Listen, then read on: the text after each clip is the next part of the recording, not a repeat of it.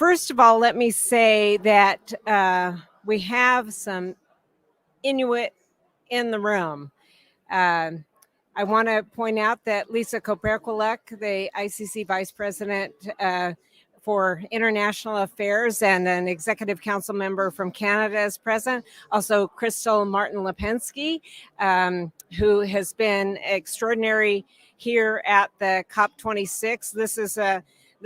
This is an overwhelming environment for many of our own delegates, and it's just significant that someone like Crystal can navigate like an ace through all of this, and also provide support to one of our elders who arrived earlier today to contribute to an Indigenous knowledge activity that's going to take place on Saturday. I'm also very pleased that Victoria Bushman is here and that her work was invoked in both of the presentations that you've just now seen. And we have some of our Sami colleagues here as well from who are also engaged, of course, as permanent participants in the Arctic Council.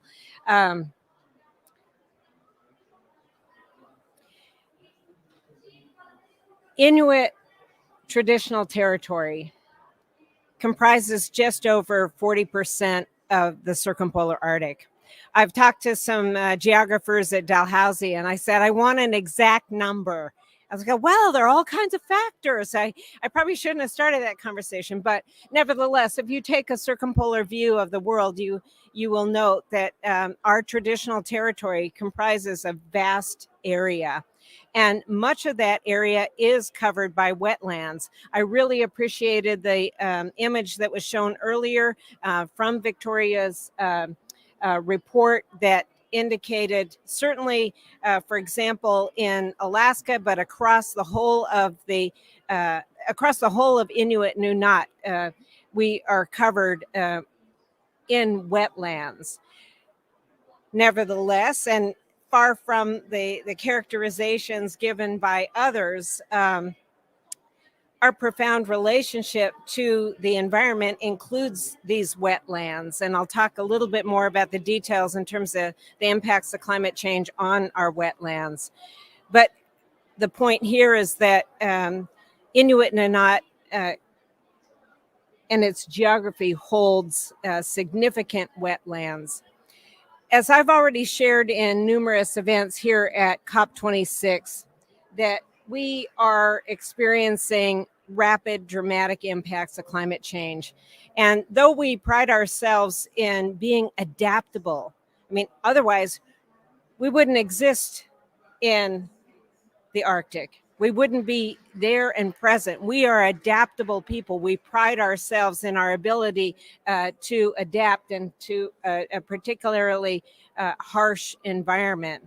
But it's based upon the accumulated knowledge and experience that we have in terms of adapting to this region of the world, an important and integral region of the world that contributes much to, global weather, ocean currents, you name it. And that's an important dimension. I was pleased to hear the previous speakers both refer to the holistic approach. If we think about even the decisions here at COP26, we're talking about one system. We're talking about an important element being the Arctic in this one system, so that holistic approach is not only the lens that we see our relationship with the Arctic environment, but all of the issues facing all of humanity at this point.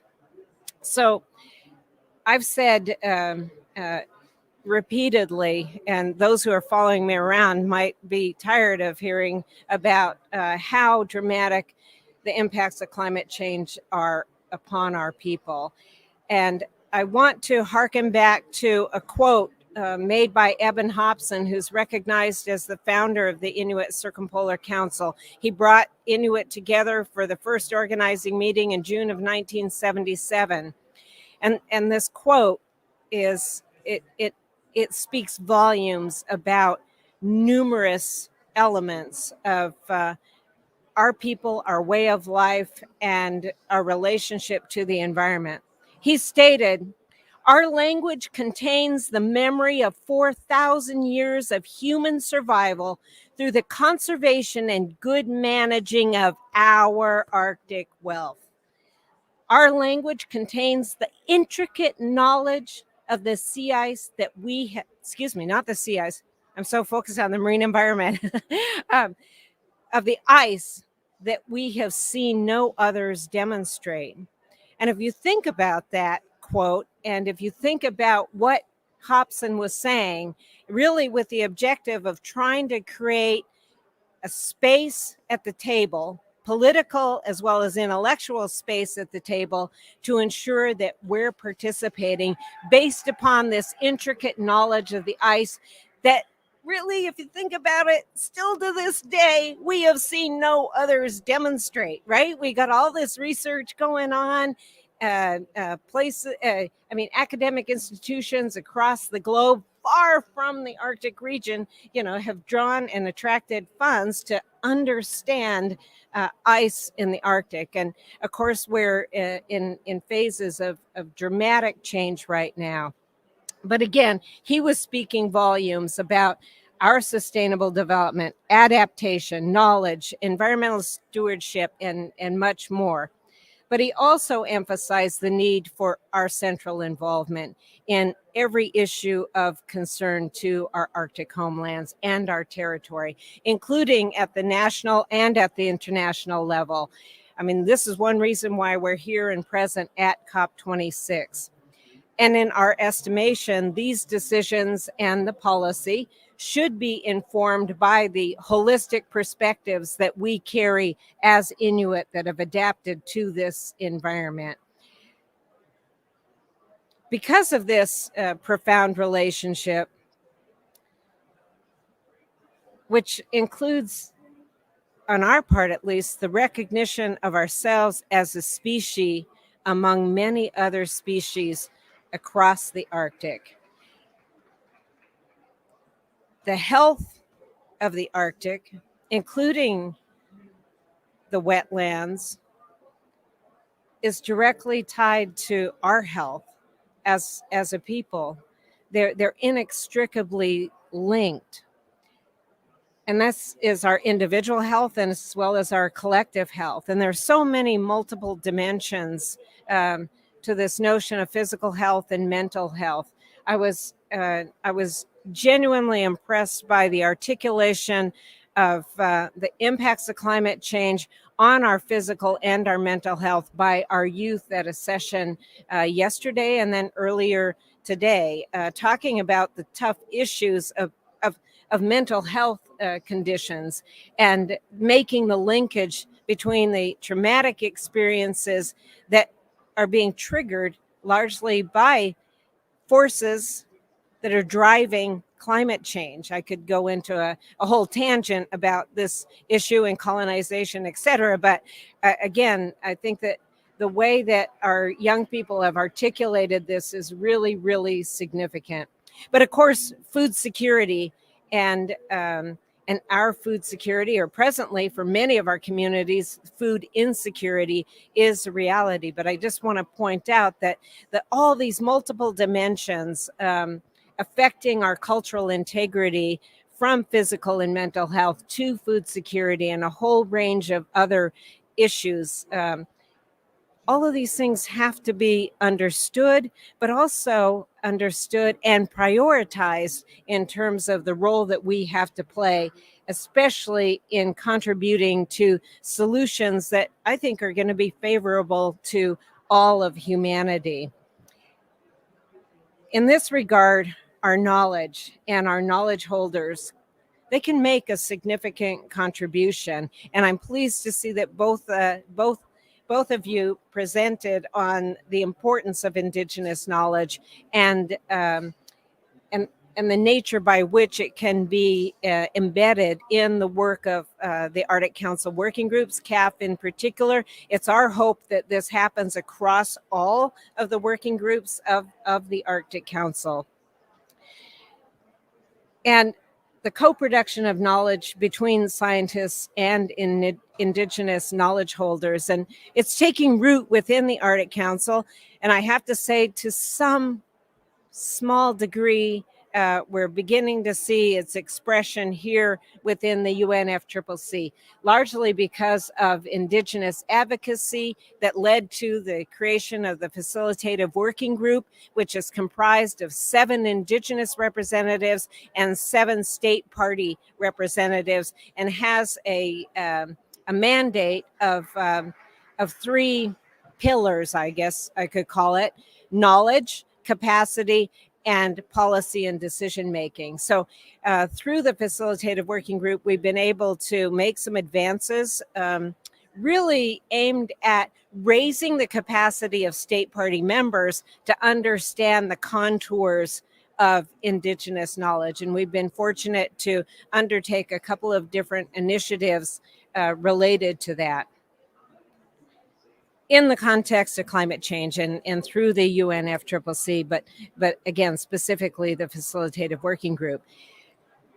And this co-production of knowledge and the potential for co-production of knowledge, as the ICC has articulated everywhere that we have raised our voice, has to be done on the basis of what I would refer to as the substantive elements of our right of self-determination, or the substantive elements of maintaining, owning, and controlling our Indigenous knowledge, as well as the procedural elements of how we engage and maintain our Indigenous knowledge through the co-production of knowledge. And basically what I'm saying is that there has to be respect for and recognition of the role of our knowledge holders in any processes in order to produce new knowledge, to produce knowledge through co-production of knowledge. And really at the core of this, consistent with, for example, the Inuit Canada's policy papers, has been expressing our right of self-determination in research and working with scientists and others. I want to now turn to how significant this knowledge is in relation to adaptation and mitigation.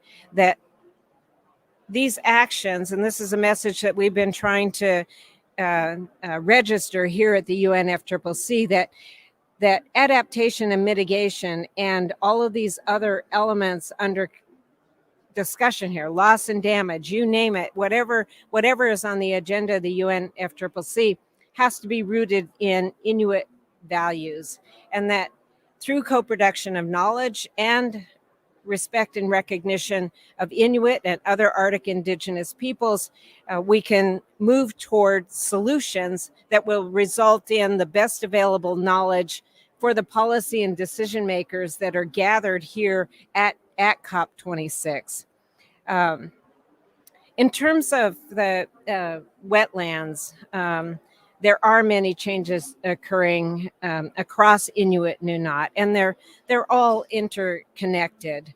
We are seeing the loss of permafrost, and the image that you started your presentation with, Martin, was indicative of the kind of change that we're seeing. But the loss of permafrost resulting in changes in infrastructure, the drying of ponds where migratory birds stop over, impacts on the sources of food, the release of gases, which has already been addressed, deterioration of the integrity of the overall landscape.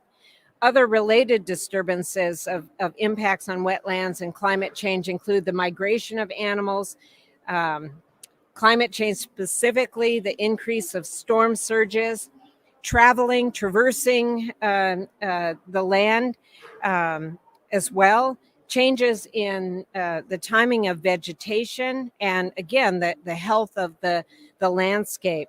I mean, someone in an earlier event spoke about the fact that in some areas the berries are coming early, or sometimes they're late, or sometimes they're just not good, right? I mean, these tiny observations are being taken in and monitored by our people.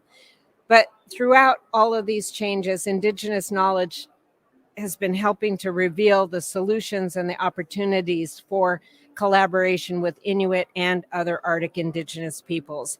I've already mentioned the facilitative working group, and I just want to conclude with a comment about, at least in my assessment, there is an opportunity for the work of the Arctic Council working groups to intersect with the facilitative working group, and especially the Indigenous members of the facilitative working group, on the production of knowledge that will result in good decisions from the Conference of the Parties, but also are mutually beneficial for the Arctic Council. And for us to recognize that the members of the Arctic Council, though regarded as a soft law intergovernmental organization, they too are UN member states. They too are busy engaged in these negotiations and decision making. And it is through the possibility of exploring innovative and creative ways, the intersections or the cross-fertilization between Arctic Council working groups and the issues facing all of us, again, recognizing that we're talking about one system, we're talking about one planet. So the ability to allow for these intersections may produce knowledge that is crucial to the decision makers, the policy makers that are here. And as the ICC and Inuit and other Arctic Indigenous peoples have said repeatedly, we're willing to make the contribution. I made this statement to the COP presidency when we had a dialogue with him. Now I can't even remember, it was in the last 48 hours, that we're ready to contribute. We are ready and prepared to bring forward what we have to contribute to not only the Arctic region, but for all of humanity. I think that this idea is worth exploring. In our Zoom call in preparation for this meeting, I talked about a video that gives you a quick introduction of the facilitative working group, but I do believe it is one avenue for collaboration and cooperation, but even more significantly, the co-production of knowledge in the area of climate change and its impacts on the Arctic, its impacts on the Inuit and other Arctic Indigenous peoples. So I'll stop there, and I had some notes about this notion of chain of actions and policy making and implementation, but I'll yield now for a less formal discussion. So, Qianak, thank you.